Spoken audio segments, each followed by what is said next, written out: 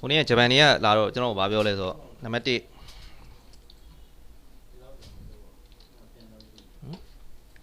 နံပါတ်1ကတက်ကလာပဲတင်နေမှာပဲတင်နေမှာတဲ့ဘယ်ရပဲစော်ပဲတင်နေကိုသုံးတဲ့ဟာဘယ်ကိုပြောရလို့မြန်မာစကားနဲ့ပြောရင်ကိုစီးတယ်မြင်အထီးလာမှာလားအဲ့လောက်တိတ်သုံးနိုင်တယ် powerful ဘယ်လောက်တိဖြစ်လဲဘယ်လောက်သုံးလို့ရတယ်အဲ့ကြောင့်ကျွန်တော် solid wire ပဲတင်နေ AutoCAD ပဲတင်နေဘာပဲလုပ်ကိုဘယ်လောက်တိအမြင့်ဆုံးတက်နိုင်လဲလှေကားကဘယ်လောက်တိတက်နိုင်လဲကိုပဲနေရာကိုရောက်နေလေဒါဘာကြောင့်သုံးတာလဲကျွန်တော်တို့1နဲ့3ရင်ဆိုတော့ what ပေါ့ what is ဟိုတက်ကလာလိလာတယ်ဆိုရင် what is တက်ကလာ structure နော်တက်ကလာ structure ဆိုတော့ဘာလဲဆိုတာသိမှာသူများတွေကကောင်းတယ်ဒါစီလှုပ်လိုက်ရင်လာစာကောင်းတယ်ဘာတွေမှမသိဘူးလာစာတော့ကောင်းတယ်သွားပြီးတက်လိုက်တင်တယ်ဆိုတော့အဲ့လိုလုပ်လို့မရဘူးပညာရေးတစ်ခုလေ့လာတဲ့အခါမှာကျွန်တော်ဘာကြောင့်သင်ရတာလဲဘာတိုင်းဟောကျွန်တော်တို့ engineering မှာသင်တယ်နော် what တို့ why တို့ how တို့နော် which တို့ who တို့ when တို့ where တို့ဒါတွေကို WA question တွေမေးနေမှာကိုကဘာလဲဆိုအမြဲတမ်း question မေးနေမှာဒါသိမှာပေါ့ပို့ပြီးတိုးတယ်ဟိုမှာတက်ကလာ structure အရင်တော့မာချင်းတွေကသူကဘယ်လောက်နဲ့သွား14 15 16 19 and day ဘယ်လောက်လဲဆိုလို့ရှိရင်အခု21အထိသူကဒီလိုနဲ့သွားတာအဲ့တော့ဒီမှာ3နဲ့14နဲ့ဒီ21နဲ့ဆိုအများကြီးกว่า15 21 19 21กว่าတယ်21နဲ့အခုနောက်ဆုံးကြရင်သူက21ဆိုရင်မထုတ်ဘူး2016ဆိုပြီးထုတ်တာနော်2016ဆိုပြီးထုတ်တယ်အဲ့တော့အဲ့ဒါတွေကကျွန်တော်ပြောလို့တိတာမဟုတ်ဘူးဘယ်ကနေသွားကြည့်လို့ရလဲဆိုတော့ www.tekklastructure.com နော် Google it if you don't know Google it နော်မသိဘူးဆိုရင်ဘာလုပ်လဲ just Google just search just type what you want to know in the website နော် in the browser အဲ့တော့ဒီမှာ tekla.com မှာဝင်ကြည့်လိုက်လို့ရှိရင်tekla.com မှာ tekla structure ကတော့နောက်ဆုံးထွက်တဲ့ version ကလောက်လဲဆိုရင်2016သူဒီပါလဲဆိုလို့ရှိရင် latest version ပေါ့ဟုတ်လား but latest version ကိုကုမ္ပဏီတိုင်းကမသုံးနိုင်ဘူးဘာလို့ဈေးကြီးလို့ကိုရီးယားက free credit နဲ့သုံးနေတယ်ဒါပေမဲ့သူတို့ကအလုပ်တကယ်လုပ်ရင် credit နဲ့သုံးလို့မရဘူးဒေါ်လာ9000ကျော်လောက်သုံးရတယ်နော်တက်ကလာတို့ပါဆိုရင်ဈေးကြီးရယ်နော် feature တွေအပြည့်အစုံမှဆိုဒေါ်လာ9000ကျော်ဆိုမြန်မာငွေနဲ့တွက်ကြည့်3500ကျော်ဟုတ်လား software တစ်ခုတည်းအဲ့တော့ဟုတ်ပြီတွေ့ရနော်တက်ကလာ structure 2016ဆိုပြီးပြောတာဟိုးအရင်ကျွန်တော်တို့စသုံးတယ်2009 8 9တော့ဒီပုံစံကြီးမဟုတ်ပုံတုံးကြီးတက်ကလာကြီးက2000ဘယ်လောက်နဲ့သွားလဲဆိုရင် version ကိုသူက17 12 13 14 15 16ဒီလိုနဲ့သွားတာနော်သူကအရင်တော့ version ကိုသူကခုနှစ်နဲ့မတိုင်ဘူးဘာနဲ့တိုင်လဲဆိုရင်1 2 3 4 5 6 9 10နဲ့သွားနေကြတာ21အထိရောက်တဲ့အချိန်မှာသူဘာလုပ်လဲဆိုရင်သူအဓိကသူတို့ရဲ့ပြိုင်ပွဲပေါ့ Autodesk ကနေပြီးတော့အခု Autodesk ကဒီ structure ဘိုင်းတွေကိုသူတို့လောက်လာပြီအဲ့သူတို့ကပုံစံချင်းရတော့မှာသူတို့ရဲ့ working ဒီပေါ့ technology တွေမဟုတ်ဘဲနဲ့သူတို့အလုပ်လုပ်တဲ့ပုံစံမှာသူတို့ချင်းလာပြီနော်အဲ့အတိုင်း detail လေးတွေတော့နောက်ပိုင်းကျရင်ဆက်သွားမှာအဲ့တော့ဘာကိုပြောနေရလဲကိုသိကျင်တဲ့ဟာကိုဒီမှာအဲ့မှာသတိထားမိလားတက်ကလာ website တွေဝင်ရင်ဒီမှာဒါကြီးတွေပို့လာ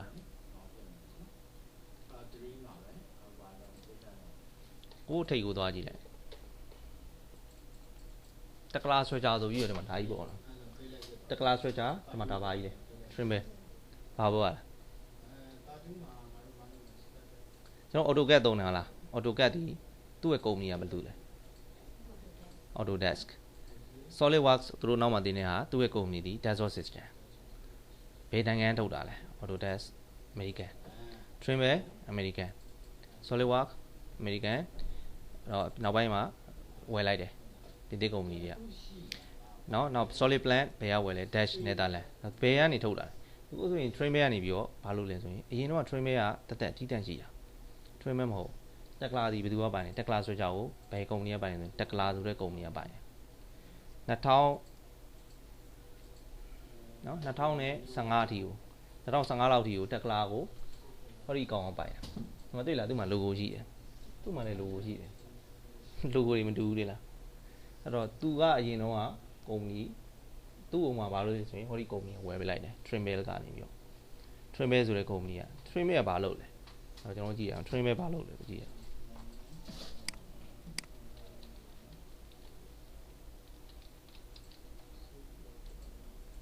နော် trimble.com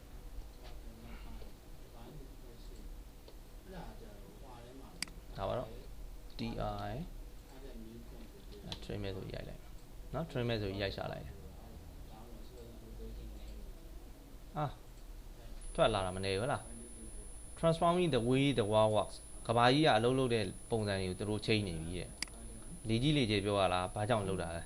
ဟိုကနားလဲရမှာလုပ်တဲ့ပုံစံတွေသူတို့ပြောင်းမယ်တဲ့အဲ့တော့ smartphone တွေပါပေါ်လာလို့လူတွေအလုပ်လုပ်တဲ့ပုံစံတွေချိန်လာဟာလားဒီတော့လိုမျိုးလမ်းပြီးတိုင်းပြေးဟိုဖုန်းတွေတကောခေါ်ဘာတွေတခုဆိုပို့ချင်ဘာ1ပင်တီခုဆိုပုံတွေပို့လို့ရတယ် message တွေပို့လို့ရတယ်ဗီဒီယိုဖိုင်တွေ link တွေတင်လို့ရတယ် smartphone တွေကြောင့်ကဘာလုပ်တဲ့ပုံစံချိန်လာအဲ့တော့ဒီ trimmer ကတက်ကလာကိုပိုင်တယ် trimmer ကဘာလုပ်နေလဲ trimmer လုပ်တဲ့ဟာကိုကျွန်တော်ဆက်ကြည့်မယ်နော် trimmer news trimmer worldwide trimmer dimension ဒါသူတို့ကဘာလုပ်တဲ့ပုံစံသူတို့ဘယ်လိုချိန်ပါလဲ transforming the way the world works နော် training တွေပါသွားခြင်းဒီမှာသွားလို့ရတယ်နော်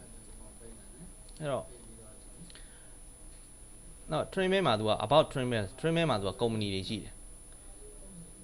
sketch ကြားဘူးလား sketch ဆိုမခေါ်ဘာလို့ခေါ်လဲအပြည့်စုံရှေ့ကသူ့ရဲ့ company နဲ့မှာခေါ်တယ်တွေ့ပြီးတော့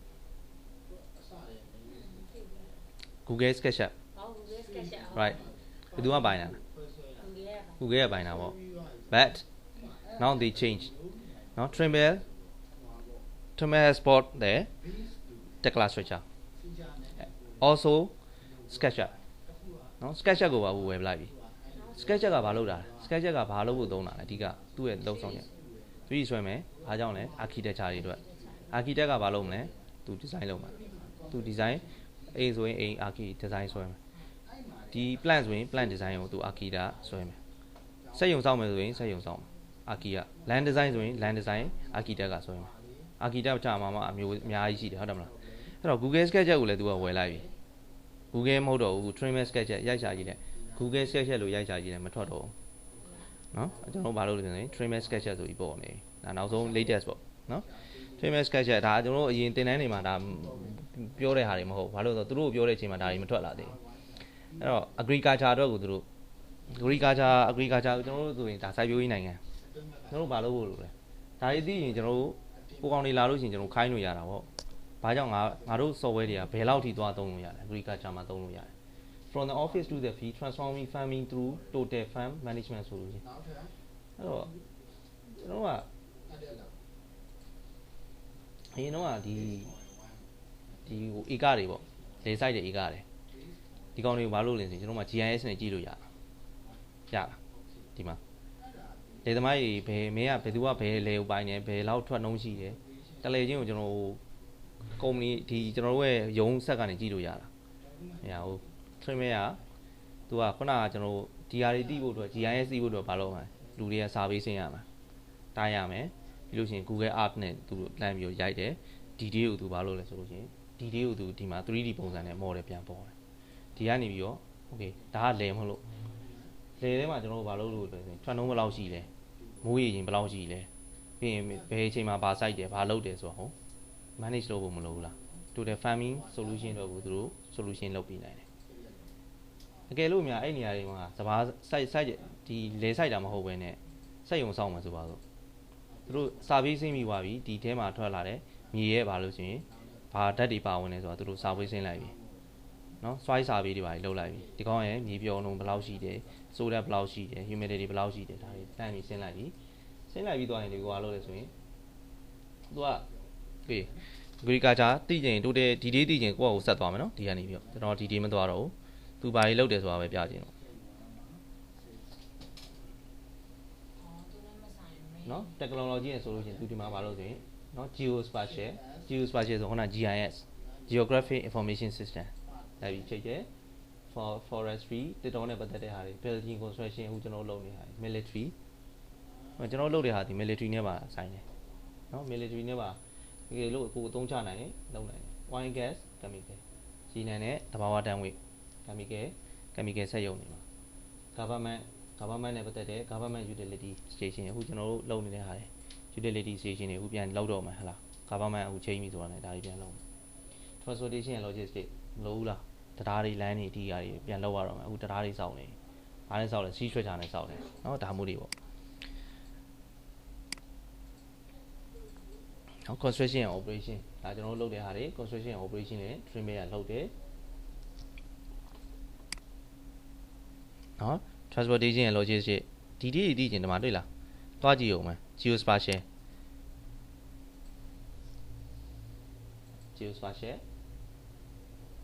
ဟုတ်လားသူဒီကနေမျိုးဘာလုပ်လဲဆိုလို့ရှိရင်စာပေးစင်းနဲ့ data တွေဘာလုပ်လဲ data တွေကအများကြီးဖြစ်လာရင် data တွေကများလာရင်ဘာလုပ်လဲဆိုရင်ဥပမာကျွန်တော်တို့ငိုတော့ဆိုစာပဲတင်နေရေးတယ်စာပေးရဒီကားရဲ့ data ပြီးလို့ရှိရင်ဘာလုပ်လဲကားနဲ့ရုံးချုပ်ကိုပို့တယ်ရုံးချုပ်ကလူကဘာလုပ်လဲဒီဟာကိုပြန်ပြီးတော့ကုမ္ပဏီရဲ့ဒီ set တွေမှာဘာလုပ်လဲပြန်ထည့်တယ်ဟုတ်လားစွာပေးပဲစင်းတယ်ဒါမှမဟုတ်ရင် column ဘယ်နှချောင်းငါတို့ဆင်ပြီးသွားပြီဘီးနေဘယ်လောက်ရှိနေ area ဘယ်လောက်ပြီးသွားပြီဟုတ်လားဒါတွေနဲ့လုပ်တယ်ခုကမလို့တော့နိုးနီဟိုကနေပြီးတော့ဓာတ်ပုံရိုက်တယ်ဟိုမှာပြီးသွားပြီပြီးရင်ခုနဒီ information ပေါ့ဒီဟာ column number ဘယ်လောက်ဒီမှာမြေကြီးဆိုလို့ရှိရင်ဒီဟွာရဲ့အကျယ်ဝန်းတွေပါလို့ဒီကနေလုပ်တယ်တိုင်တခါတည်းတိုင်ပြီးတော့ဘာဖြစ်လဲဆိုရင် trimway solution ဆိုတာသူဒီတခါတည်းပဲသူက synchronize လုပ်လိုက်တယ်ဒီက data ကဘယ်ကိုရောက်လဲရုံးချုပ်ကိုချင်းတန်းရောက်သွားတယ် internet တော့ရှိဘူးလို့ဟုတ်လားသူတရားနေသွားတယ်ဒါမှမဟုတ်ရင်သူကဒီဟိုနဲ့ satellite ကနေပြီးသွားတာ satellite ကနေပြီးသွားတဲ့အခါကျရင်ဒီမှာခုနတွေ့လားသူဒီကနေပြီး data တွေဘယ်ကိုရောက်လဲဆိုရင်ရုံးချုပ်ကိုတန်းရောက်သွားတယ်အဲ့တော့ဒီမှာချက်ချင်းလုပ်တယ်ဟိုမှာချက်ချင်းဖြစ်တယ် synchronize ဖြစ်တာပေါ့အဲ့တော့ trimway ကအခုဘာလုပ်လဲဆိုကျွန်တော်ပြောတဲ့ဒီအလုပ်တွေအကုန်လုံးလုပ်တယ်ဒီအလုပ်တွေအကုန်လုံးမှာ structure မှာပါပဲနဲ့ပြီးတဲ့အလုပ်တွေရှိတာ structure မှာပါပဲနဲ့နော်ကျွန်တော်အခုလုပ်တဲ့ utility ဆိုရင်ဘာတွေလုပ်လဲ utility လုပ်ဖို့အတွက် utility staging လုပ်ဖို့အတွက်ကို structure လုပ်တယ် civil ဘိုင်းတွေလုပ်တယ် structure ဘိုင်းတွေလုပ်တယ် piping ဘိုင်းတွေလုပ်တယ် process piping ဘိုင်းတွေလုပ်တယ်နော်အဲ့တော့ဒါဒီဘိုင်းတွေကိုဘယ်ကောင်လုပ်နေလဲဆိုအခု trimway ကလုပ်တာသူ့ရဲ့ partner တွေဘယ်ကောင်တွေရှိလဲ trimway ရဲ့ partner တွေမေဘေဘိုင်းမှာလုပ်ချင်တာလေ trimway လုပ်နေတဲ့ဒီဓာတုရဲ့အပိုင်း water တော့ပါလို့ဒီဘိုင်းဒီမြန်မာပြည်မှာယူတဲ့လူတွေနေတယ် water ဘိုင်း water resource ဘိုင်း MEB marine survey ဒီအပိုင်းတွေသူလုပ်တယ်အဲ့မှာကျွန်တော်ဗာသိချင်လဲဆိုတော့ building construction ဘိုင်းနဲ့ပတ်သက်လို့သူ့ရဲ့ partner တွေကျွန်တော်သိချင်တယ်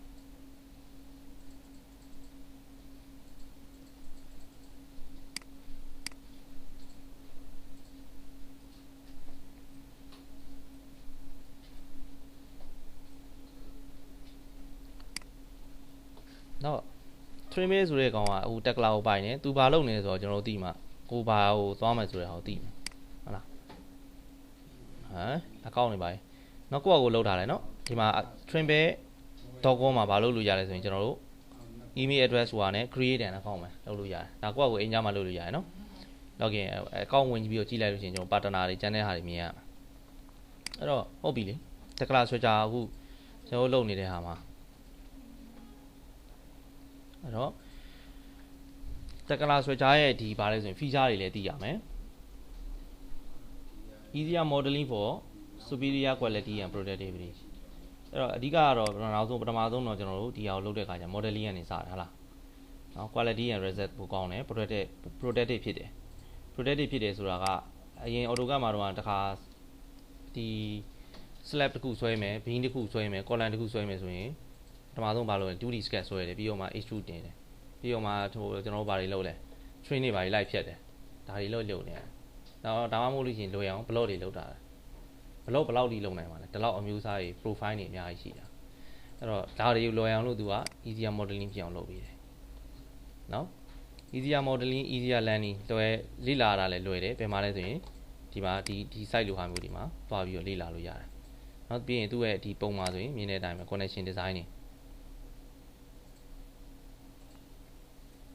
ဟုတ်လားဒီမှာတွေ့လား connection တွေ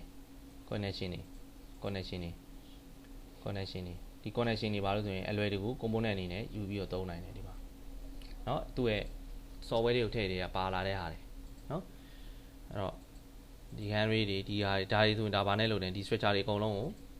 တက္ကလာနဲ့ဒါ design တွေ့တာသူဒီဘာလို့ဆိုရင် easier and productive ဖြစ်အောင်လုပ်ပြီးတယ် information management great collaboration ပြောချင်တာကဲဒီယာကြီးတစ်ခုကိုခင်ဗျာ modeling လုပ်ပြီးသွားပြီ modeling လုပ်ပြီးပါပြီ okay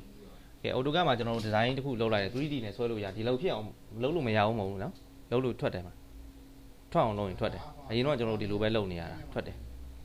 ဒါပေမဲ့ဒီအထဲမှာရှိတဲ့စတီးပေါ့ steel column white flank W14 by 35ဘယ်နှချောင်းရှိလဲကျွန်တော်သိကျင်တယ် weight ဘယ်နှတန်ရှိလဲသိကျင်တယ် AutoCAD မှာထွက်လာထွက်တော့ထွက်မှာပေါ့တိုက်ခုချင်းစီလိုက်ရည်နေတာကျွန်တော်တို့ဘာလုပ်မလဲဆိုရင်ဒီမှာသူ့ရဲ့ information system ပါတယ် manage လုပ်လို့ရတယ် information ကိုဘာ information လဲဆိုတော့ကျွန်တော် PQ တွေထွက်တယ်ဟုတ်လား PQ တွေထွက်တယ်သူ့ရဲ့ဘာလဲ material take off MT ကိုလုပ်တယ်လို့ခေါ်တယ် material take off လုပ်ဖို့အတွက်ဒီဘာတွေလုပ်တဲ့အခါကျလို့ရှိရင်ဒီ information ကိုခင်ဗျားဟိုကျွန်တော်မေးလိုက်တယ်ကဲဒီ beam ဒီအမျိုးအစားပေါ့ beam ကျွန်တော်တို့ universal beam နော် W40 by 35ဘယ်နှချောင်းရှိလဲကဲမေးလိုက်တယ်ဆိုလို့ရှိရင်ချက်ချင်းပါလို့ဆိုရင် filter ကောက်စစ်လိုက်တာနဲ့ဒီ information system နေပြီးထွက်လာမယ်သူ့ရဲ့ total weight နော် total weight ပြီးရင်သူ့ရဲ့ total quantity ပြီးရင် manufacturer ရှိမယ်ဆိုရင် manufacturer စီကနေပြီးတော့ပို့မှာဂျပန်ကပို့မှာလားဒီကနေပဲဟို handset တန်းကနေပြီးတော့မှာလားဘယ်ကယူမှာလဲနော်အခုဂျပန်နေဆိုလို့ရှိရင်ဘယ်ကနေ Nippon Steel ကနေမျိုးမှာတယ်နော်ဒီလိုမျိုးပေါ့ manage လုပ်ဖို့အတွက်ကို data manage လုပ်တဲ့ system တခုပို့ပါလာတယ်နောက် drawing ထုတ်တယ်ဆိုပါတော့ကျွန်တော် 3D မှာ drawing ဆွဲတယ် AutoCAD မှာပြဿနာက 3D မှာဆွဲလိုက်တယ်ကဲခင်ဗျာ 2D မှာ drawing ထုတ်မှာဘာလုပ်ရမလဲ 2D drawing တစ်ပုံကိုယ့်အကိုထပ်ဆွဲပေါ့ maybe တခါကျတော့များသောအားဖြင့် site ထဲမှာကို modeling လုပ်တဲ့အတိုင်း site ထဲမှာဘယ်သူမှမလုပ် changes တွေအများကြီးရှိတယ်ဟုတ်လား changes တွေကကျွန်တော်တို့ရဲ့ construction state ရ change တဲ့အခါကျလို့ရှိရင်ကတ်တာတို့ဖြတ်တာတို့တောက်တာတို့ဒါမျိုးတွေဖြစ်တဲ့အခါကျရင် 3D model မှာအခု change ပြီဆိုပါတော့ drawing မှာ change လား AutoCAD drawing မှာမလုပ်မလဲအရင် 3D မှာဖြစ်ဖြစ် 2D မှာဖြစ် drawing မှာအရင်ပြင်ပြီးတော့မှ drawing sorry ဟိုမှာဒီ user interface မှာအရင်ပြင်ပြီးတော့မှ drawing ပြန်ထုတ် plot ကိုပြန်ထုတ်အဲ့တော့မှပြန်ထွက် cloud တွေပါဝိုင်းတာတို့ဘာလို့ကိုယ့်ကိုဆက်လို့အဲ့တော့ဒီကောင်ဒီဘာလို့ဆိုရင် changes drawing ဘာလို့ဆိုရင် drawing management system better drawing faster and easier production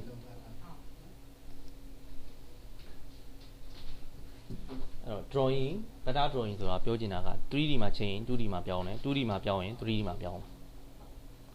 နော်ပြီးလို့ရှိရင်ဟောဒီ data တွေပါလိုက်ချိန်အကုန်လုံးဒီပါဆိုရင် all က interconnected အကုန်လုံးဒီပါဆိုရင် link ချိန်နေတာအဲ့တော့ 2D မှာတော့ချိန်လိုက်တာပဲ 2D မှာမပေါ်ဘူး 3D မှာတော့ပြောင်းလိုက်တာပဲ 2D မှာထွက်မလာဘူးတစ်ခုချင်းစီကိုတစ်ပိုင်းချင်းစီလုပ်တဲ့ခေတ်မှာဟုတ်တော့ကျွန်တော်ကဘာလို့အကုန်လုံး system တစ်ခုတည်းကနေသွားတာအဲ့ဒါကို ecosystem လို့ခေါ်တာနော် ecosystem ဆိုတာတနေရာမှာ changes လုပ်တာနဲ့ကျန်တဲ့နေရာတွေမှာသွား affect ဖြစ်တယ်တစ်ခုဖြစ်တယ်အခုကျွန်တော်တို့ဆိုကြပါသတော်တွေခုတ်တယ်ဘာ affect ဖြစ်လဲမိုးခေါင်မယ်ရေရှားမယ်နော်ပြီးရင်အပူတွေပိုပြီးတော့များလာမယ်ဒီပြီးရင်ဒီ green effect နော်ဒီမှန်လုံးကြီး effect ဖြစ်လာမယ်ကဘာကြီးပူလေးနော်ဘာလို့ဆိုရင်ဒီအိုဇုံးလာတွေပေါက်လာမယ်ဒီကောင်ကြီးဘာလို့ဆိုရင်လေတူးကခုနကဟာမျိုးမစုံနိုင်တော့အဲ့တော့အဲ့လိုအခြေအနေမျိုးပါလို့တခုမှတနေရာမှာလုပ်ရင်တနေရာမှာဖြစ်တယ်တနေရာမှာလုပ်ရင်တနေရာမှာဖြစ်တယ် ecosystem ဆိုတာအခုဒီမှာလည်းဒီတိုင်းပဲကျွန်တော်ကတနေရာမှာ changes လုပ်ရင်တနေရာမှာသွားပြီးတော့ဘာလို့ဖြစ်လဲဆိုရင်သွားပြီးတော့ update ဖြစ်ဖို့လိုတယ်နော် new feature တွေပါတွေကိုကိုယ့်ဘာကိုအချိန်ရလို့ရှိရင်ဒါ fabrication ဟိုကျွန်တော်တို့လုပ်တဲ့အလုပ်ကဒီကွန်ပျူတာထဲမှာလုပ်တာမဟုတ်အပြင်မှာရုပ်တိပေါ်လောင်လို့လုပ်ရတယ်လုပ်တယ်ဖြစ်တဲ့အတွက်ကြောင့်ဓာကြီးတွေဆွဲလိုက်တယ်လေထွက်လာတာပုံထဲမှာနေထွက်လို့မရအောင်အပြင်မှာထွက်ဖို့တော့ဘာလို့လဲ manufacture လုပ်ဖို့လိုတယ်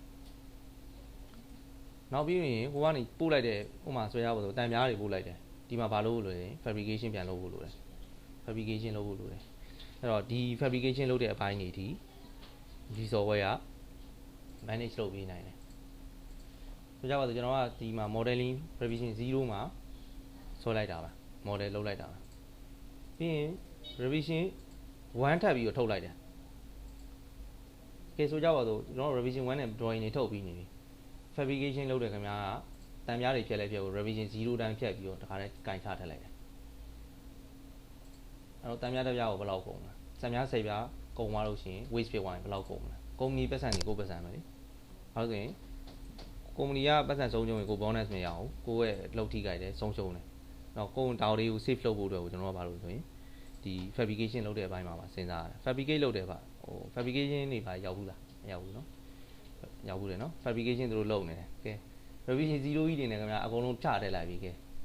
လွဲနေပြီ revision 1အတွက်လည်းတစ်ခါထပ်လုပ်ဖို့ပတ်စံကုန်မယ် revision 0မှာလည်းမှားနေတာအမှားကြီးတွေကပြန်ပြီးတက်လို့လည်းမရအောင်အဲ့လိုမျိုးတွေမဖြစ်အောင်လို့တစ်ချိန်တည်းနဲ့ fabrication မှာပါ revision 1ဘယ်နှပုံထွက်လဲချက်ချင်းပါလို့ဆိုရင်ကိုက information ကို deliver လုပ်နိုင်ရမယ်ဟုတ်လားနောက် inform နော်ကိုကဒီ revision changes ဖြစ်တဲ့ခါရင် inform ကိုကဘာလုပ်ပေးနိုင်မလဲဆိုရင်တည်င်းပို့တာ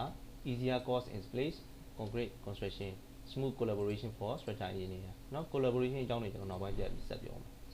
နော်ဒါ precast လုပ်တဲ့အပိုင်းနော်ဒီနောက်ပိုင်းကျရင်အခုကျွန်တော်တို့အရင်တော့ဒါကိုကျွန်တော်မသိသေးဘူးခင်ဗျားတို့အတန်းကျရင်ဟိုကပြောတဲ့ခါကျရင်ဟိုနောက်လူတွေလာတဲ့တရက်စုံတဲ့အချိန်ကျရင် trainment connect နဲ့ကျွန်တော် project တစ်ခုလုပ်မယ်နော်ဟိုဟာနဲ့ခင်ဗျားတို့ဒီမလာခိုင်းအဲ့ကြလို့ရှင်ဖုန်းနဲ့ပဲအလုပ်လုပ်မှာအကုန်လုံးသွားအိမ်မှာပြန်နေပြီးရင်ကျွန်တော်ပြောတဲ့ချိန်အကုန်လုံး internet ဖွင့် trainment connect ကိုလုပ်ပြီးရင်ကျွန်တော်ဒီမှာ model စလုပ်မှာတယောက်ချင်းဒီအိမ်မှာကိုယ့်အိမ်မှာကိုလုပ်ဒါပေမဲ့သို့တော်ဘာဖြစ်ရမလဲဆိုရင်ကျွန်တော်လုပ်တဲ့အလုပ်က web ပေါ်မှာသွားပြီးတော့ connect ဖြစ်နေရမှာအားလုံးကနော်ဒါ trainment connect ဆိုတာသူက website ကနေ web ပေါ်ကနေပြီးတော့ကျွန်တော်အလုပ်လုပ်တာဒါကြောင့်မလို့ခင်ဗျားစင်ကာပူမှာရောက်နေတယ်တယောက်ကဂျပန်မှာကျွန်တော်ကမြန်မာပြည်မှာဒါပေမဲ့ကျွန်တော်လုပ်တဲ့3ယောက်လုံးလုပ်တာ project တစ်ခုတည်းproject တစ်ခုတည်းကိုခင်ဗျားလို့ခင်ဗျား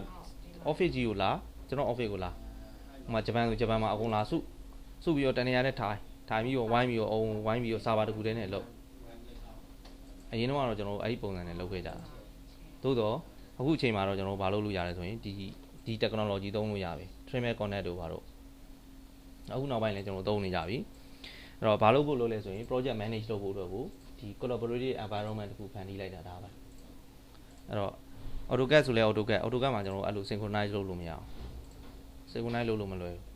ဒီမှာသူဘာလို့နေ synchronize လုပ်လို့လွယ်ဒါကြောင့်သူ့ကိုဘာလို့နေ structure လောကမှာနံပါတ်1ဆိုပြီးသူ့ကိုသုံးနေကြတာပေါ့နော်အဲ့တော့ company ကတခုတည်းပဲ project လုပ်တာလည်းတခုတည်းပဲ location မတူဆိုရင်ကျွန်တော်ဘယ်လိုလုပ်မှာဒီကောင်လိုဟာမျိုးတွေသုံးပါနော်အဲ့တော့နော်ကျွန်တော်ဒီဟာလေးဆက်ပြသွားမှာအဲ့တော့ကျွန်တော်တို့နိုင်ငံမှာနောက်ပိုင်းကျရင် power plant တွေစောင့်မယ်မြန်မာပြည်မှာပေါ့နော် power plant တွေစောင့်မယ်ဟုတ်လား nuclear plant တွေပါလေလာခြင်းလဲလာမယ်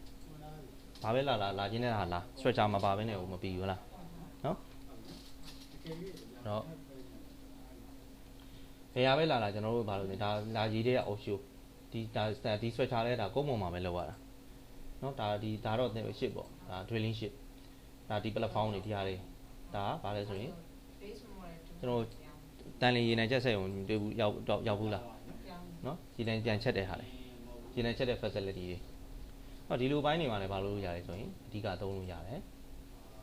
နော်ဆက်သွားကြည့်အောင်အခုပြောချင်တာကတက္ကလာဆွဲချာအကြောင်းမဟုတ်တက္ကလာချာအကြောင်းပြီးသွား what is တက္ကလာဆွဲချာပြီးသွားတယ်တက္ကလာဆွဲချာကိုဘယ်အပိုင်းမှာကျွန်တော်သုံးနေဆိုတာလေးကို project ရဲ့ဒီ map ပေါ့မြေပုံပေါ့เนาะဒီဟာလေးကိုကျွန်တော်စပြီးသွားကြည့်အဲ့တော့ project တစ်ခုကိုစ run ပြီဆိုရင်ကျွန်တော်တို့ဘာလို့ဆိုရင် project development phase ဆိုတာရှိတယ် project development phase ဆိုတာဟိုပါဆိုကြပါစို့ဒီဖုန်းတစ်လုံးကိုကျွန်တော်ထုတ်မယ်ဆိုလို့ရှိရင်ပထမဆုံးပါတော့ဖုန်းဝင် design စတော့ဒီဖုန်းကိုကျွန်တော်ထုတ်လိုက်လို့ရှိရင်ပတ်စံဘယ်လောက်ကုန်ဘယ်လောက်ပြန်ရအောင်ဒီဖုန်းအလုံး1000ထုတ်မှာဘယ်လောက်ပတ်စံပြန်ရမှာဘယ်လောက်ကုန်လဲဟုတ်တယ်နော်စဉ်းစားကြည့်ဒီဖုန်းတစ်လုံးကိုကျွန်တော်ထုတ်တာဖုန်းလေးသေးလေးတစ်လုံးပြီးရင်ဒီထဲမှာဘာ technology သုံးလဲဘာထက် design ဒါကြီးစဉ်းစားရပြီးတော့မှကျွန်တော်ဈေးကွက်ကိုဘယ်လိုဖြတ်မလဲ marketing ဘယ်လိုလုပ်ဟုတ် marketing ဘယ်လိုလုပ်မလဲပြီးလို့ရှိရင်ဒီကိုယ့်ရဲ့ main competitor တွေဘယ်ကောင်းနေလဲကိုယ့်ကိုဘယ်ကွန်နဲ့လာရှင်းမလဲဒီဖုန်းထွက်တဲ့အချိန်မှာအဲ့တော့ဒီမှာပဲကျွန်တော်တို့ project တစ်ခုစ run ပြီဆိုရင် development phase ဆိုတာရှိတယ်နော် engineering organization document ဒါတွေကနောက်ပိုင်းကျမှလာမယ်ဟာလေအဲ့တော့ project development phase ဆိုတာကိုအရင်သွားအဲ့တော့ဒီဟာကတက္ကလာဆိုကြနဲ့မဆိုင်ဘူးဒါပေမဲ့ကျွန်တော်ပြောတာလုပ်တစ်ခုလုပ်လို့ရှိရင်ခင်ဗျာ draft man လုပ်မှာလား draft man လုပ်မှာလားပုံမဲဆွဲမှာလားတစ်သက်လုံးပုံဆွဲစားမှာလား no ဘာလို့လဲဆိုရင်ကိုကဘာလို့ဆိုရင်အမြင့်ကိုရောက်ဘယ်လောက်ဒီမြင့်နိုင်မလဲ manager မှာ director ဟောတချင်းကိုဘယ်လောက်ဒီသွားနိုင်မလဲဟို engineer မှာ engineer လုပ်တဲ့ engineer တခုတည်းမဟုတ်ဘူးဒီ state တွေကိုကျွန်တော်နားလည်လို့ရှိရင် concept မိတယ်ဆိုရင်ဘယ်ပိုင်းသွားကျွန်တော်တို့နော် marketing manager လုပ်မှာနော်ဒီ drafting manager ဒီ sorry engineering manager လုပ်မှာဘယ်လောက်ဒီကျွန်တော်သွားနိုင်မလဲဒီဟာတွေကျွန်တော်နားလည်အဲ့တော့ pre project stage ပေါ့နော် pre project stage ဆိုတာ project တစ်ခုစပြီးတော့ခုန facility တစ်ခုစ run မယ်ဆိုရင်ကျွန်တော်တို့ဘာလို့လဲ pre project ဆိုတာကတော့ project တစ်ခုမစခင် stage ပေါ့တစ်ခုလာ conceptual ဆိုပြီးတော့ ပြောချင်တာကဒီ state မှာကျွန်တော်တို့ဘယ်ရလုပ်လဲဆိုရင်ကုမ္ပဏီဆိုတဲ့နေရာမှာအခုကျွန်တော်တို့ဆိုကြပါစို့အခုဟိုကနေပြီးလုပ်တယ်အခုတိုင်လင်ရင်နယ်ချက်ဆက်ယုံဘယ်ရလုပ်လဲဆိုရင်ကုမ္ပဏီကပိုင်တာကငကိုတော့မှရဆိုရင်ပိုင်တာကကုမ္ပဏီတော့မဟုတ်ဘူးပေါ့ဘယ်သူကပိုင်လဲ government ပိုင်တယ် MOG ကပိုင်တယ်ဟုတ်လား MOG ပေါ့အဲ့သူကဒီအလုပ်တစ်ခုကျွန်တော်စလုပ်မယ်ဆိုရင်သူဆိုကြပါစို့ရှင်းမိုင်တရားဆောက်တယ်ဘယ်သူပိုင်လဲကုမ္ပဏီဟုတ် government ကနေပြီးတော့ဒါ MEC ကနေပြီးလုပ်တယ်ဒါကဘာလို့လဲ engineering ပိုင်းသူကတောင်းယူတာနော် government ကနေပြီးတော့ဒါတွေဟိုဟာလုပ်ပြီးတယ်ပတ်စံထုတ်ပြီးရတာနော်အဲ့တော့အဲ့ချိန်မှာသူဘာလို့လဲ business opportunity ဆိုတာဘာလဲဆိုရင်ဒီ project ကိုလုပ်လိုက်လို့ကျွန်တော်တို့အနေနဲ့ဘယ်လောက်ငွေ business opportunity တော့ပါ money ပဲဒါပဲပတ်စံဘယ်လောက်မြတ်လဲလူတွေအဆင်ပြေသွားတာမှမစဉ်းစားဘူးနော်ဒါပါတော့ business opportunity transportation လုပ်တယ်ဆိုတာဘာလို့ဆိုရင် transportation လုပ်လို့ရှိရင်တရားတွေစောက်တယ်ပါတရားကြီးကောက်မယ်ဒီຢာတွေအဆင်ပြေလိုက်စီးပွားရေးတွေအဆင်ပြေဒါစီပါလဲဆို opportunity ပဲ business opportunity ပြီးရင်ကျွန်တော် pre project မှာဘာလို့ဆိုရင် select technology ဆိုတဲ့နေရာမှာဘာ software တွေသုံးပါလဲနော်ဘယ်လိုပုံစံနဲ့စောင့်ပါလဲနော်ဘယ်လိုနည်းပညာကိုသုံးမလဲအဲ့တော့နည်းပညာတွေနော် estimate ဒါတွေသုံးုံနဲ့မရအောင်လူဘယ်နှယောက်သုံးပါလဲဈေးဘယ်လောက်ကုန်မလဲဟုတ်လားအကုန်လုံးကအလကားလက်ရတဲ့ဟာတခုမှမပါဘူးပတ်စံနဲ့တွက်နေရတာဒီမှာလိုက်ပြီးတော့အရင်တော့ကတော့ဘာလို့လဲစာရွက်ပေါ်မှာချပြီးတက်နဲ့တွက်နေရတာအခုတော့ကွန်ပျူတာနဲ့တွက်တယ် estimate တွေလုပ်တယ်နော် estimation လုပ်တယ်အခုကျွန်တော်တို့ဟို government project တခုကိုတန်တာရပါပြီတန်တာမှာဗာတင်ရတာတန်တာတင်ဘူးလားတန်တာမှာဗာလိုက်လဲဆိုရင်ဒီဟာကိုစောက်ဖို့ငါပတ်စံဘယ်လောက်ကုန်မယ်ဟုတ်လားဥပမာ1000ကုန်မယ်ဆိုရင်ကျွန်တော်ဘယ်လောက်နဲ့တင်လဲ2800 2000နဲ့တင်မယ်1500နဲ့တင်နေတဲ့ကောင်ကရမယ် quality ကောင်းတဲ့ကောင်ကပိုရမယ် quality ကောင်းပြီးတော့နေတဲ့ကောင်ကပိုရမယ်ဒါတန်တာလောက်တာရှင်းလေးပဲဈေးတွက်ကြည့်တာဟော estimate cost လုပ်တယ်ဆိုတာဒီဟာတခုလုပ်လိုက်လို့ကျွန်တော် project တခုလုပ်လိုက်လို့ဘယ်လောက်ကုန်ကြစေရှိအဲ့တော့ဘာတွေပါမလဲဆိုရင်ဒီထဲမှာခုန technical တွေပါတယ်ဆိုတဲ့ကြောင့် technical assessment ဆိုတာဒီနည်းပညာနဲ့ပတ်သက်တဲ့ကျွန်တော်တို့ဘာလုပ်လဲဆိုရင်ဒီဟာကိုပထမဆုံးဒီနည်းပညာကိုသုံးလို့ဘယ်ကောင်တွေအောင်မြင်ထားလဲဘယ်ကောင်တွေရှုံးနေလဲဘယ်ကောင်တွေ fail ဖြစ်သွားလဲဘယ်ကောင်တွေကစောက်တော့စောက်လိုက်တာပဲငွေရရှုံးသွားတယ်ဘယ်နည်းပညာကိုသုံးလိုက်တာ fail ဖြစ်သွားတယ်ဒါတွေကျွန်တော်တို့ပြန်သုံးတယ် develop process design ဒီ process design ကိုဘာလို့ဆိုရင် develop ဖြစ်အောင်ဘယ်လိုလုပ်မလဲပြီးရင် schedule ကဘယ်လောက်ဆွဲမလဲဥပမာ2018မှာလုပ်မယ်2018 January မှာလုပ်ရင်2018ဘယ်လပိုင်းမှာပြီးမှာ6လပိုင်းမှာပြီးမှာလား2020မှာပြီးမှာလား schedule တော့schedule တော့schedule တော့ကျွန်တော်ဘယ်လောက်ဘယ်ဘိုင်းမှာဘာလုပ်မယ်ဘယ်ဘိုင်းမှာဘာလုပ် phase 1 phase 2 phase 3ဒီလိုခွဲနောက် cost estimate ဟိုနာဒါပဲ estimate cost လုပ်တာဒါပဲနော်ပါဝင်မဲ့အရာတွေဘာလို့လဲ cost ကို estimate လုပ်ပြီးရမှာဒါတွေပေါ့နောက် delivery ကအခုဒီ project ကိုလုပ်တာဘာလို့လုပ်တာလဲဖုံးထုတ်တာလားဒါမှမဟုတ်ရှင်အဆောက်အုံဆောက်တာလား RC နဲ့ဆောက်တာ C ဆွဲတာနဲ့ဆောက်တာဘာလုပ်တာလဲ functional requirement နော် functional requirement ဆိုတာကကျွန်တော်ဆောက်တဲ့ဟာကခုနရေနံချက်မဲ့စက်ရုံလားဒါမှမဟုတ်ရှင် nuclear plant လား power plant လားတို့လုံးမဲ့ functional requirement ကဟိုနာတို့ shopping mall ဆောက်တာလားဘာလုပ်မှာလဲတခုနဲ့တခု requirement မူတည်ပြီးတော့ function တွေ change မှာလားနော်ကျွန်တော်ရိုးရိုးတိုက်ဆောက်တာတော့ဘာမှရေလိုင်းမီလိုင်းတကောပေါ့ဘယ်လောက်ခံနိုင်ရှိရင်ရပြီနော်ဟို government ကကျွန်တော်တို့ခုနဟို business center လို့ဟာမျိုးဆောက်တယ် government business center ဆောက်တယ်သွားပြီးတော့ဒီကဟာနဲ့ဘာလို့ဆိုရင်နှစ်ဆသုံးဆဘာလို့ဆိုရင် strength ရော channel ဝါရောသူ့ရဲ့ကုန်ကြစည်ရောပိုများလာတယ်ပိုပြီးတော့လည်းတွက်ပြီးဒါ functional requirement နော်ပြီးဘယ် project လုပ်လို့ကျွန်တော်တို့အမြဲတမ်းအပေါင်း30အနောက်30တွက်တယ်ကိုတွက်လိုက်တဲ့အတိုင်း date ဆိုပြီးဘယ်သူမှထွက်မလာအောင် estimation လုပ်လိုက်တဲ့အခါမှာဘာလို့ဆိုရင်ကိုတွက်တဲ့ဟာနဲ့အနည်းဆုံးဒီပေါင်ထဲမှာဝင်နေရမှာဟုတ်လား300နဲ့ကျွန်တော်တွက်လိုက်တဲ့ project ကကွာလို့ရှိရင်330နဲ့ sorry 30% တော့ဘယ်လောက်လား390နဲ့ဘယ်လောက်လို့ရှိရင်တုံးလိုက်ရင်210ကြားထဲမှာရှိနေရ average ထဲမှာဝင်နေရမှာနော်3000နဲ့လောက်ပါပဲဟိုက6000 9000လောက်ဖြစ်နေတယ်ကုန်ကြစည်ကဒါမှမဟုတ်ရှင်လေ1000လောက်ပဲကုန်တယ်ဒါဆိုရင်တော့လွဲနေဒီနေ့လို့ရှင်ပါလို့ဆိုခိုးနေပြီညားလို့ရှင်လေကုန်ကြစည်ကို manage လုပ်တာလွဲနေပြီเนาะဒါမျိုးကြီးပေါ့နောက်တစ်ခုကဘာလို့ဆိုရင်ကျွန်တော် structure လုပ်တဲ့ကုမ္ပဏီတွေများသောအားဖြင့်ဘာလို့လဲ feed လုပ်တယ်ကြားဘူးလား feed เนาะ front end engineering design ဆိုတာ engineering ကျွန်တော် design လုပ်ပဲအတွက်ဆို front end ဆိုတာဘာလို့လဲဆိုရင်ပထမဆုံးစပြီးတော့ engineering design တခုကိုစပြီးတော့လုပ်ပြီနောက်ခုနက technology သုံးတာဟုတ်ပြီဒီမှာစပြီးသူကဒီ technology အတိုင်းကိုကျွန်တော်ဘာလို့လဲ engineering design စပြီးလုပ်ပြီအဲ့တော့ refine cost estimate ဘာလို့လဲဆိုရင်ခုနကဒီပြချက်မှာတွက်တဲ့ cost estimate တွေအတိုင်းကိုဘာလို့လဲ EPC တော့ပါလဲဟမ်လဲစေကွာ EPC နော်ဘယ် project ပဲလုပ်လို့ဒီ state ကိုပြတ်ရတယ် engineering engine လုပ်မယ်နံပါတ်1နံပါတ်2 procurement လုပ်မယ်နံပါတ်3 construction လုပ်မယ်ဟုတ်လား engineering မှာဘာလို့လဲခုန design နေလာပြီပြီးရင် procurement ဘယ်လောက်ကုန်ကြမယ်ဒီပစ္စည်းတွေကဟုတ်ပြီလေစီးတွေကနာကိုကျွန်တော်တို့လုပ်လိုက်တာပဲအကြီးကြီးတွေအတုပ်ကြီးတွေခါကြီးနေလုပ်လိုက်အကယ်ခင်ဗျာအဲ့ဒီစီးတွေကဘယ်မှာရမှာဟန်စင်တန်းစီမှာရမှာဟိုတောင်တကုံမှာသွားဝယ်လို့ရလားဟိုအလီဘာဘာနဲ့သွားဝယ်လို့ရလားအလီဘာဘာတော့ကုန်လေသိတယ်မလားတရုတ်ကနေပြီးတော့ဈေးကောင်းကောင်းနဲ့ quality ကောင်းအောင်ထွက်မလာအောင်ကိုလိုချင်တဲ့ profile နဲ့ style တွေမရအောင်အဲ့ဒါဆို procurement သူကဘာလုပ်အောင်လဲဆိုရင်ခင်ဗျာစောက်ချင်တိုင်းစောက်ပြီး model တော့စောက်လိုက်တာပဲဖြစ်လာတယ်အပြင်မှာဝယ်လို့မရဘူးဒီ PC ဘယ်လိုလုပ်မလဲကဲခင်ဗျာအခုကွန်ပျူတာတစ်လုံးစိမ့်မယ်ဘကုံက design တွေပါလုပ်လိုက်ပြီကွန်ပျူတာထဲမှာပဲဒီ PC နဲ့ပတ်သက်တဲ့ဒီဟာတွေ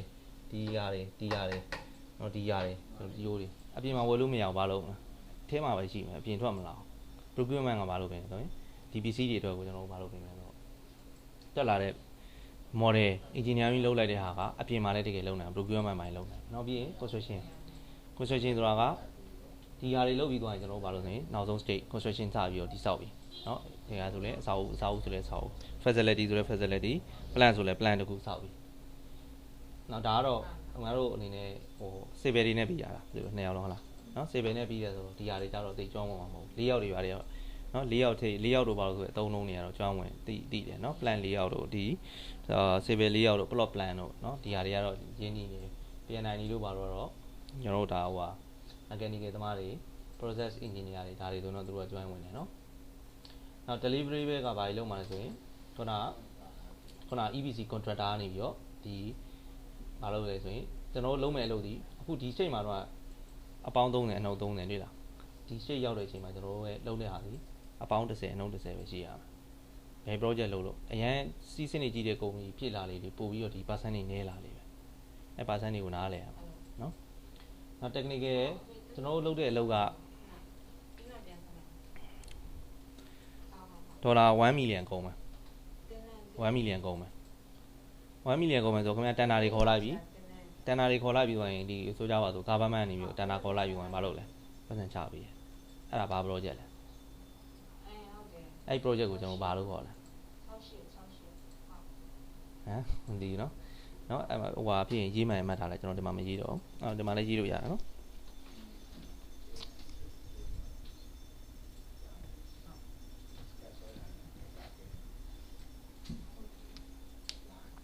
ကျွန်တော်စလုံးမောင်းလွှဲရင်လည်းလွှဲနေလိမ့်မယ်နော်ပြန်ပြီးတော့ဘာလုပ်လန်းဆန်းနဲ့ရေးနေဟုတ်လားကိုကဘာမှမသိ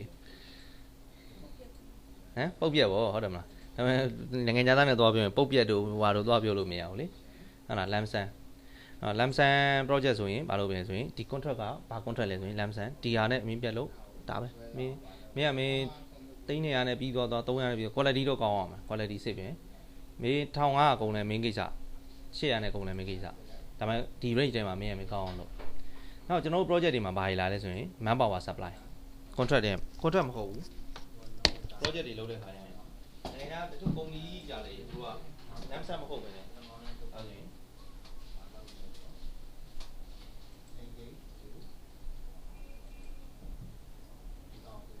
နေရလား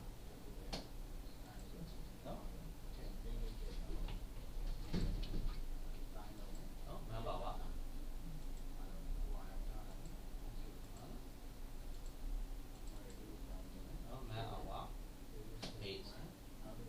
အဆောင်တောင်းလာပါတယ်ဆိုတော့အလုပ်ချိန်နဲ့တောင်းလုပ်သမားဦးရေနဲ့တောင်းအဲ့တော့ဒီအလုပ်ကမင်းလုပ်တာဟုတ်ပြီဒါကမင်းကိုဘာပဲခိုင်းတယ်ဆိုရင်လူနဲ့ technology ပစ္စည်းတွေငားမယ်ဟုတ်လားပစ္စည်းတွေခုန equipment တွေဒီ backhoe တွေနောက်ပြီးလို့ရှိရင်ဒီ forklift တွေ crane တွေဒါငားမှာလူငားမင်းဒီလုပ်ကို မင်းကိုဒီလုပ်ကိုလုပ်ခိုင်းတယ်မင်းကမင်းဒီကအတွက်တစ်ရက်ကို base ဘယ်လောက်ကြဒေါ်လာ1000ကြအဲ့ဆိုလို့ရှိရင်တစ်လဆိုဘယ်လောက်ကြ3000အဲ့တော့မင်းကမင်းတစ်နှစ်လုပ်လို့10နှစ်လုပ်လို့မင်းကမင်းလုပ်ချင်တာလို့ဒီ project ကို client ကိုဘာလုပ်လဲဆိုရင်ဒီ company ကိုဟိုဒီ contractor ကနေပြီးတော့ငှားလိုက်တယ်ဒါပဲเนาะအဲ့ဒါကတော့ lamp set မဟုတ်ဘူးသူကတော့ manpower man hour base ပေါ့ဟုတ်လား now step 3 execution လုပ်ရတော့မယ် project ကိုလုပ်လိုက်တာဟုတ်ပြီ contractor ကနေပြီးရင်ဘယ်သူ့ကိုပြန်အပ်ရလဲ client ကိုပြန်အပ်ရတယ်ဟုတ်လားဟိုမှာ government ဆိုရင် government ကိုပြန်အပ်ရတယ် mass ကပိုင်းနေဆို mass ကိုပြန်အပ်ရတယ်ကျွန်တော် terminal တွေမှာဟုတ်လားဒီလောက်မှာလုပ်နေတာသူ့ပြန်ရတယ်နောက်ဆုံးညရင် government ကိုပြန်ရတာကြီးတယ် mass ကပိုင်းနေဆိုရင် mass ကပြန်ရပြန်နောက်ကောင်းလုပ်လဲဆိုတော့ပူမာတို့ဘာလို့လုပ်တယ်ဒီလိုချင်း mass ကိုပြန်ပြီးတော့အပ်တယ် project execution မှာဒီ project ကိုကျွန်တော်ကဘာလို့လဲစပြီးသွားပြီဆိုရင်တော့ဘာလို့လဲနောက်ဆုံးမှာကိုကဘာလုပ်လဲဒီ company ကိုဘာပြုတ်လုပ်ရအောင် contractor အနေနဲ့ပြန်အပ်ပေးရအောင်အဲ့တော့ဒီ stage မှာဘာလာလဲဆိုရင် DTA engineer တွေ structure သောနာ model တွေဒီတိုင်းစထုတ်လို့မရဘူးကျွန်တော်ဘာလို့လဲ DTA ထုတ်ပေးရတာဘာလို့ကို DTA ထုတ်ပေးရတာဒါပေါ့ fabrication လုပ်ဖို့တော့ကျွန်တော်ကစောက်လိုက်တာလုပ်လိုက်တာဟုတ်ပြီ fabrication လုပ်တဲ့လူကဒါအောင်နားမလဲဘူး DTA ကဘာတွေလုပ်လဲဟိုမှာ connection တွေတော့ချိန်နေရပါ DTA connection ဘာလဲဆိုတော့DTA engineer တွေမှာကျွန်တော်ဆက်သွား DTA ထုတ်ပေးဖို့နောက် procurement ခုနလို engineer တွေ procurement construction ဒီချိန်မှာလုပ်ပြီဒါကဘာလဲ feed ဆိုတဲ့အချိန်မှာ feed ဆိုတဲ့အချိန်မှာကျွန်တော်က design စပြီးစဉ်းစားရုံပဲရှိသေးတယ်ဒီ stage မှာပတ်စံမကုန်သေးဘူးတိတ်ပြီးတော့ဒီ stage မှာကျွန်တော်ပတ်စံနေကုန်ပြီတူတွေရဲ့လောက်ရတဲ့ထည့်ဟုတ်လားရတယ် okay ဒီကောင်မောနော်ဒါ overview ပဲဘယ် project လုပ်လို့ design စပြီးတော့စဉ်းစားတယ်စဉ်းစားတဲ့ design တိုင်းကိုမလုပ်လဲဘာလုပ်မလဲ procurement ကဘာလုပ်လာလဲ procurement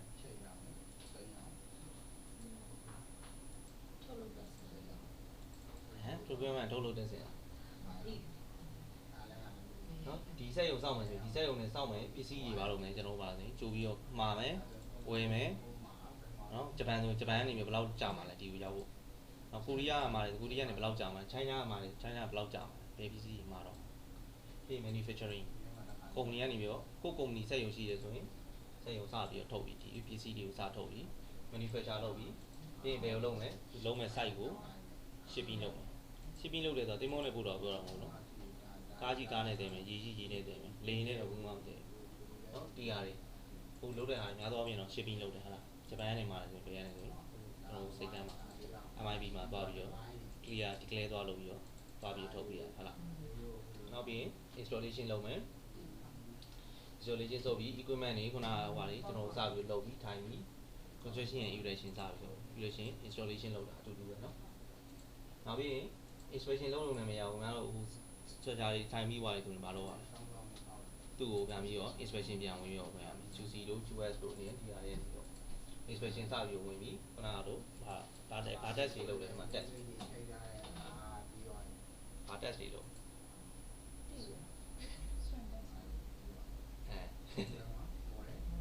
strand test ကဒီ state မှာလည်းလားနော်ဒီမှာလည်းသူတို့ထုတ်တယ် strand test ခုနက mail certificate တွေနဲ့ပါ certificate တွေပါပြီးသားနော် file တွေပါပြီးသားအဲ့ document တွေပါလို့သာကျွန်တော်တို့ကဘာလို့ဆို installation လုပ်လို့ရတယ်အဲ့ဒီခုနက strand test လုပ်တာဒီဟာတွေမပါဘဲနဲ့ဘာလုပ်လို့ရဒီမှာလုပ်လို့မရ installation ကိုလုပ်လို့မရဘူးမင်းဘာစာရွက်စာတမ်းမှမပါပဲငါစာရွက်ကိုဘာလားမှလာမသိဘူးအဲ့ဒါ identification နဲ့လုပ်တာ local လုပ်တယ်ကဟိုဒီမှာလုပ်ချင်တိုင်းလုပ်တယ်ဒီကောင်လေးတက်ချင်တိုင်းတက်နေအလုံးမဖြစ်ဘူးအဲ့ဒါတွေနောက်ပိုင်းကျရင်ဒုက္ခရောက်ပြီအဲ့ကြောင့် local company တွေကိုချိန်နေစာချိန်နေပြီးတော့နော် inspection စပြီးဝင်ဘာလုပ်လဲ magnetic test တို့နော် pipe တွေဆိုရင် pneumatic test hydro test ဟွာတွေဆိုရင်ဘာလုပ်လဲ RT ဟုတ်လား tower တိုင်းတွေဆိုရင်ကျွန်တော်ဘာလုပ်လဲအခုဒီမှာ structure မှာဘာလုပ်လဲ tower တိုင်းတွေလို့ tower တွေထောင်းတယ် transmission tower ဟုတ်လားဟို already လို့ဟောင်းနေလုပ်တယ် tower ထောင်းပြီးွားရင်ဒီတိုင်းမရအောင်ဘာလုပ်လို့ရမလဲဒီကောင်တွေကို video graphic H3 ရိုက်အောင်ကြားဘူးလားထိုက်နေတယ်မှာ H3 ရိုက်တာမမြင်ဘူးမြင် YouTube မှာရိုက်ကြည့် how to test RD how to do RD test how to inspect the design and how to test in a project ဟ ကိုယ့်ကိုရှာကြည့် YouTube မှာအများကြီးပဲရှိတယ်ဒီဟာတွေ test ဘယ်လိုလုပ်လဲကိုယ့်ကိုသွားပြီး site ထဲသွားကြည့်ကြမလို့ smart ဖြစ်လို့ရှိရင်ကိုယ့်ကိုအိမ်ထဲမှာလည်းအလုပ်ကိုပြီးအောင်လုပ်လို့ရတယ်ကိုက smart မဖြစ်ဘူးဆိုရင်တော့ site ထဲကြီးသွားပြီးတော့ခုနက worker လို့သွားပြီးတော့ပြူပြဲပြီးကြည့်ခေါ်နေ very good အဲ့ကိကောင်ဝိုင်းအဲ့ကိကောင် smart ဖြစ်တဲ့ကောင်ကအိမ်ထဲမှာပဲနေပြီးတော့ delete လာတယ်ကိုယ့်ကိုပြန်ပြီးစဉ်းစားပြီးတော့မှကိုယ် design မလုပ်ရဘူးနော်ပြီးတော့မှခုနကကုမ္ပဏီကိုတို့ contractor နေပါလို့ handover လဲတယ်ဆိုတာဟုတ်လား handover စပြီးတွဲမှာတွဲတဲ့ခါကျရင်တစ်စိမ်ချင်း phase 1 phase 2 phase 3 phase 4ဟုတ်လားကိုယ့်ရဲ့ project ပေါ်မူတည်ပြီးတော့ကြည့်ရင်ကြည့်တော့ပါလားတစ်စိမ်ချင်းပြောပါလို့ခင်တွဲပြီးရတယ်ခုနကကုမ္ပဏီ construction company ကတတိယကိုကျွန်တော်ဒီအားလေးပြတာဟာကွန်တူရတဲ့ခင်ဗျာဒါကြီးချပြီးတော့လည်းလုံးလုံးတော်တော်လေးကျွန်တော်တို့အောင်မြင်ပြီတဲ့သူဒီဟာကြီးကိုကျွန်တော်စာအုပ်ကြီးကိုဒီဟာကြီးယူသွားပြီးသူဟိုကုမ္ပဏီဒီဟိုကြီးမှာအဲ့ဒီပြူပြဲနေခုနကဟိုဟာလိုမျိုးထုတ်ပြီးဒီ0 sign နဲ့ကတ်တာဒါဘာလို့ဆိုရင်သူ့ရဲ့ flow ပဲဒီတိုင်းနေစပြီးသွားရင်ဒီလိုသွားတာဟုတ်လားဒီတိုင်းကနေမျိုးအစိမ့်ကြော်ပြီးတော့ဒီလိုလုပ်တဲ့ project တော့ဘယ် project မှမရှိဘူးနော်ဟေးနောက် organization က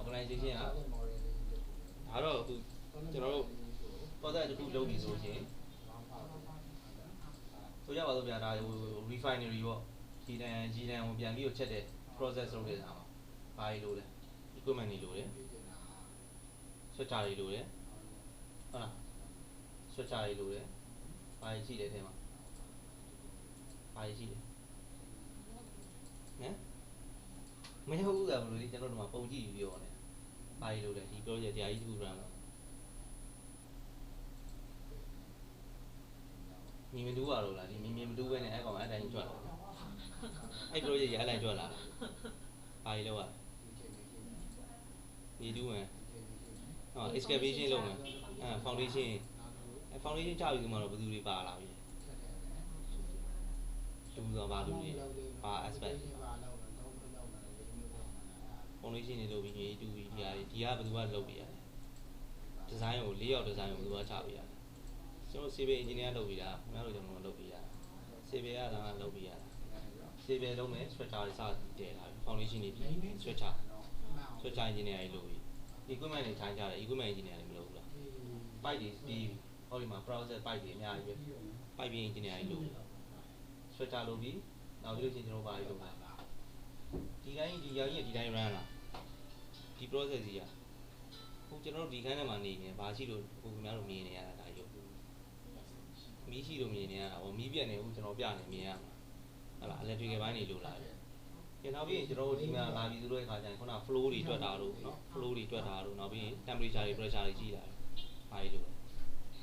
အဲ့ဒါတွေတိုင်းဖို့အတွက်အကြောင်းနဲ့အဲ့ဒါinstrument တွေလိုပြီး instrument တွေလိုတဲ့အတွက်ကြောင့် instrumentation engineer တွေလိုပြီးဟုတ်လား electrical engineer တွေလိုပြီး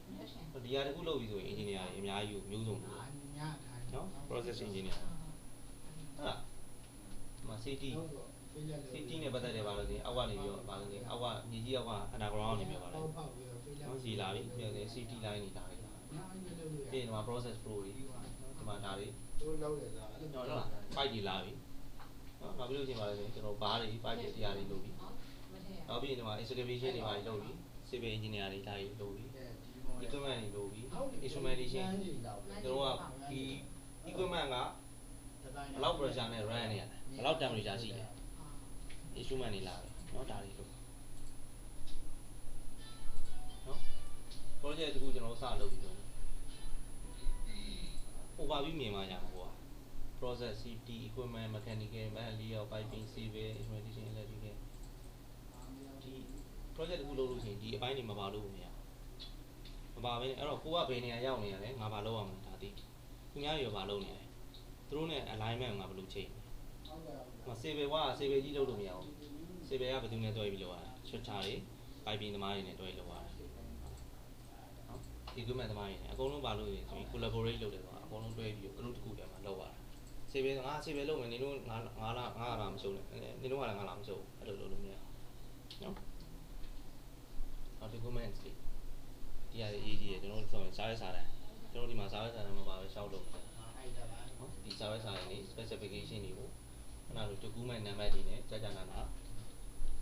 document တွေ revision number တွေနဲ့ကြာကြာနာနာတက်ဖို့လိုတယ် အဲ့ຢာတွေမရှိဘဲနဲ့ကျွန်တော်တို့ကလုပ်တာပုံဆွဲနေုံနဲ့မရအောင်ဒါတွေပါနားလဲရမယ် general plot plan ပြီး specification instrument index ဒီဟာတွေကိုကျွန်တော်ဘာလို့ဆိုရင် project ဘယ် project လုပ်လို့ process plan တခုလုပ်မှဆိုရင်ဒါတွေလိုတယ်နော်ဒီဒါကျွန်တော်ဒီဟိုပေးလိုက်မှာဆိုကိုယ့်အကိုပြန်ပိုက်ကြည့်နော်ဒီ instrumentation and control အတွက် civil အတွက်ဆိုရင် C သွားကြည့်လိုက် civil အတွက်ဆိုရင်ဒီမှာသူ့ရဲ့ document number ရှိမှာ C လာမယ်ပြီးရင်7ဆိုတာဘာလို့လဲ7ဆိုရင် specification 6ဆိုရင် calculation notes အဲ့ဒါဆို C လို့ပြောလိုက်ရင်ဘာလဲ C ဒီ document က civil နဲ့ဆိုင်တယ်7ကဘာလို့လဲ specification 6က calculation note C လို့ပြောလိုက်ရင်အော်ဒါဆိုရင်ဒါ civil နဲ့ဆိုင်တယ် calculation note တွေမြင်တာနဲ့ဘာလို့သိတယ်ပြင်တာတော့သူ့ရဲ့ CDN နံပါတ်ပေါ့ပြီးရင်ဘာ CBC 6ကိုမှဘာအကြောင်းကြီးတာဘာ calculation လုပ်လဲနောက်ပြီးလို့ရှိရင် revision နံပါတ်က1 2 3လေးတက်ချင်တက်မတက်ချင် ABCD တက်မှာ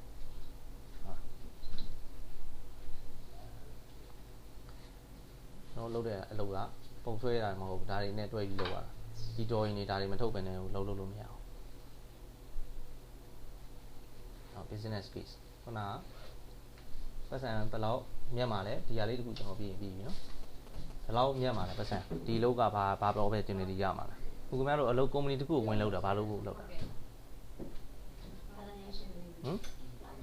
လာတာရခြင်းလို့ opportunity ရခြင်းလို့ဒါတဲ့ပိုမြင့်တဲ့နေရာတခုရခြင်းရှင်းရှင်းလေးပဲသူတို့လည်းအလုပ်လုပ်တယ်ပတ်စံမြတ်ခြင်းလို့အဲ့တော့ P ကနေပြီးဘယ်ရထွက်လာလဲ process flow diagram တွေထွက်လာတယ်ဒီကျွန်တော် project ရဲ့ flow diagram ထွက်လာ schematic ပေါ့နော် schematic အကြမ်းမြင်ဘယ်ကနေဘယ်သွားမယ်ဘယ်ကနေဘယ်သွားမယ်ဘယ်ပြီးရင်ဘာလုပ်မယ် flow diagram ထွက်လာနော် flow diagram တွေထွက်လာတယ်ပြီးခုနလိုမျိုးခုတည်းကကျွန်တော်တက္ကလာဆိုကြလောက်ရတဲ့အပိုင်းကိုမပါသေးဘူးဘာလို့ဆိုတော့ဒါသူတို့ project ကိုသူစ run နေတာ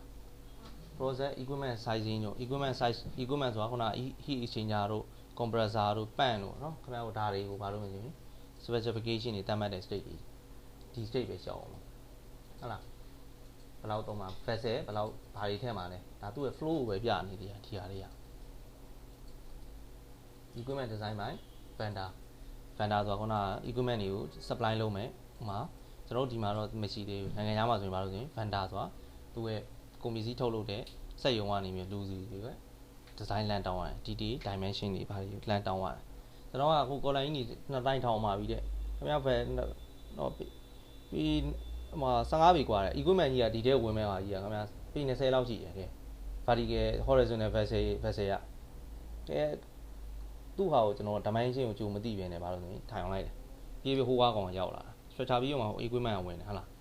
ထောင်လိုက်တဲ့တော့ဝင်တဲ့အခါကျရင်ဘာလို့ဆိုရင် installation နဲ့လုပ်လဲလို့ရော equipment ကြီးဒီကြားထဲဝင်လို့မရအောင်ညံ့နေပြီဘာလို့လဲဆိုရင်ကျွန်တော်တို့ဒီ design ကိုစမမေးခဲ့တော့ dimension ကိုစမမေးခဲ့ပဲね design လုပ်လို့เนาะ design error တွေဂျပန်ကျွန်တော်ဘာပြောလဲဆိုတော့မင်းတို့မြန်မာတွေကစာဖတ်တယ်လုပ်တယ်ပြောတယ်ဟုတ်တော့ဟုတ်နေရပဲဘာ error မှမကြားတတ်ဘူးလေဟုတ်တယ်ကျွန်တော် error ရှာတတ်မှာဘယ် state ကဘယ်ရအောင်ဒါကိုမြင်မှဘယ်ပြီးရင်ဘယ်လုပ်မယ်ဘာပြီးရင်ဘာလုပ်မယ် step by step error ဘယ်လိုရှာမလဲဘာတွေငါတို့မှလိုအပ်ချက်တွေရှိတယ် document တွေဘာတွေမစုံဘူးလဲမစုံရင်တောင်းမယ်လေဟုတ်လားမစုံရင်တောင်းမှာပေါ့တောင်းပြီးတော့ကြည့်မှာပေါ့ကိုကဘာတောင်းလို့တောင်းအောင်မှစတယ်မသိလို့ရှိရင်သူတို့ကလုပ်တဲ့အခါကျရင်ကျွန်တော်တို့ဘာလို့လဲ error ဘာဖြစ်လို့ဖြစ်မှန်းကိုသိမှာမဟုတ်ဘာ document ကိုလိုက်လို့လိုက်ရမှာမသိဟုတ်လားဒီကနေပြီးတော့မူတည်ပြီးတော့ကျွန်တော်တို့ဘာလို့ဆိုရင် material selection လုပ်မယ်ဟုတ်လားလို့ material ဟိုမှာဆိုရင်ကျွန်တော်တို့ material တွေ grade တွေရှိတယ်ဟုတ်လားနော် A B C D E နော် K နော် K40-1 ဆိုကြပါစို့ K40 ဆိုလို့ရင်ဘယ်လောက် grade ရှိလဲသူ့ရဲ့ strength ဘယ်လောက်ရှိလဲ yield strength ဘယ်လောက်ရှိလဲနော် material ရွေးတာဒီမှာလည်းဒီတိုင်းပဲသူကပါလို့ဆိုရင်ဒီ equipment နဲ့ပတ်သက်တဲ့ material တွေဒါတွေသူတို့ရွေးတယ် plan လေးယောက်ချတယ် plan ကို design plan တစ်ခုကိုနေရကျွန်တော်တို့ plan တစ်ခုစောက်တယ်ဆိုတော့ဆိုကြပါစို့ကျွန်တော်တို့ plan ပဲဖြစ်ဖြစ် facility တစ်ခုပဲဖြစ်ဖြစ် building ပဲဖြစ်ဖြစ်၄ယောက်ချပြီးမှလုပ်တာဟုတ်လား၄ယောက်ချတယ်နော်၄ယောက်ချတယ်ဘယ်နေရာမှာဘာထိုင်လဲဘယ်နေရာမှာဘာထိုင်လဲနေရာတွေချတယ် utility consumption ကဒီကနေပြီးထွက်လာတဲ့ဟာတွေကနေပြီး equipment တွေကနေပြီးတော့ equipment ဝင်ပြီဆိုတော့ဟိုအကြောင်းမှာအဲ့ဒါကြီးတင်ရပါတယ်ဟုတ်လားနည်းနည်းပါးပါးပေါ့ဟုတ်လားနော် utility consumption ဆိုတာအခုကျွန်တော်တို့ဒီအိမ်မှာဆိုရင်တော့မှအိမ်တိမ်မှာဟိုကျွန်တော်တို့ကွန်ဒိုတွေပါစောက်တယ်ဟုတ်လားစောက်လို့ရှိရင်ခင်ဗျာ M&E သမားဘာစောက်ဘာတွေတော့ရလဲခင်ဗျာဒီလူတွေကလက်စစ်ဘယ်လောက်သုံးမလဲ တတိတွေကြီးနေမယ်ဆိုကြပါစို့လက်စစ်ဘယ်လောက်သုံးမလဲဘယ်လောက်ဝက်သုံးမလဲဘယ်လောက်ကီလိုဝက်သုံးမလဲပြီးရေဘယ်လောက်လိုမလဲဒီကနော်ရေဘယ်လောက်လိုမလဲပြီးသူတို့အတွက်ဒီအခန်း space နဲ့လိုက်ပြီး cooling လုပ်နေကြမှာဒီ room ကိုဒီမှာကျွန်တော်ကဒီလောက်ရှိလို့နော်ဒီ room 5ဆလောက်ရှိတဲ့ room မှာကျွန်တော်ဒီ air con လေးတစ်လုံးနဲ့ထည့်လို့ရတာ cooling လုပ်မနိုင်ဘူးနော်ဘာလို့လဲအဲ့တော့ဒီ volume တွေ space တွေသူကတွက်တယ်ဒါပါလို့ဆိုရင် utility design ကိုကပြီးစဉ်းစားရတာဒီလူတွေကဒီနော် electrical power နော်လက်စင်ပြီးဘယ်လောက်ကုန်မလဲခုတည်းကကျွန်တော်တို့ဘိုင်းမလာသေးဘူး structure ဘိုင်းမလာသေးဘူးနော် okay နေရာချတယ်ဒါ electrical ဘိုင်းနေနော်သူတို့ switch board တွေထိုင်ရင်နေရာချတယ် civil design စလာပြီသူ့ပုံမှာမူတည်ပြီးတော့မှကျွန်တော်တို့ civil ကို design လုပ်တယ်အဲ့တော့ဂျပန်မှာခင်ဗျား project စပြီးလုပ်ပြီးဆိုရင်ဂျပန်က project မျိုးဟိုမင်းတို့ equipment design ကဘာမှလဲ equipment နဲ့ပတ်သက်တဲ့ vendor ကထုတ်တဲ့ drawing တွေနော်သူ့ရဲ့ dimension တွေ data ရှိတယ်ဘယ်မလဲပေးငါ့ကိုအကုန်ပေးပြီဆိုမှကျွန်တော်ဘာလို့လဲ civil design စလုပ်လို့ရတာနော် civil သမားကစပြီးတော့ကိုသူပုံပေးကိုကစပြီးတော့ဆွဲရမှာမဟုတ်ဘူးကိုသူပြောတဲ့၄ယောက်တိုင်းချရတာမဟုတ်သူပြောဘာလို့ဆိုရင်ဒီဟာတွေပုံမူတည်ပြီးတော့ဒီ state တွေအကုန်ပြီးပြီဆိုမှ civil ကစပြီး design လုပ်တာနော် civil သမားကနေပြီးတော့ဒီမှာစပြီးတော့ဘယ်နားမှာဘာလို့လဲ detail တွေဘာလို့လဲဒီကနေစထွက်လာတာနော် PNI ကြီးပါတွေကကျွန်တော်တို့နဲ့မဆိုင်ဘူး piping routing တွေ piping သမားတွေဝင်နေဟုတ်လား pipe သမားတွေရဲ့ဒီမှာပြေးဟုတ်လား routing တွေပါပြေးပြီ software တွေကနေပြီး simulation လုပ်နေပြီနော် instrumentation သမားတွေ control design တွေ electrical သမားတွေလုပ်နေပြီလုပ်ပြီးပြီးကျွန်တော်ဘာလုပ်လဲ suite design ကျွန်တော်တို့လုပ်တဲ့ဟာတွေကဥပမာ C switcher လုပ်တယ်ဆိုတာကစပြီးတော့လုပ်ပြီးဆိုလို့ရှိရင်